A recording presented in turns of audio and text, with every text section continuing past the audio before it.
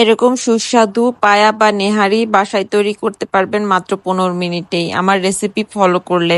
Pressure কুকারের ভিতরে 1 কেজির মতো পায়া নিয়ে নিয়েছি। দিয়ে দেব পেঁয়াজ কুচি, আদা বাটা, রসুন বাটা, জিরা বাটা, লবণ, মরিচের গুঁড়া, হলুদের গুঁড়া, সামান্য পরিমাণ তেল, 3-4টা এলাচ, দারচিনি, লবঙ্গ দিয়ে ভালো করে মিশিয়ে নেব। সাথে অ্যাড করে দেব 3 মগের মতো পানি। 1/2 কেজির মগ ইউজ করছি এখানে আমি। চুলার আঁচ হাই ফ্লেমে 2টা এবং লো ফ্লেমে 3টা সিটি মারলেই নরম তুলতুলে হয়ে যাবে এবং হাড্ডি থেকে ছাড়াবে না, এই পর্যায়ে চলে আসবে। নিহারিতে এক্সট্রা টেস্ট আনার জন্য এখানে একটা মশলা ফোড়ন তৈরি করব।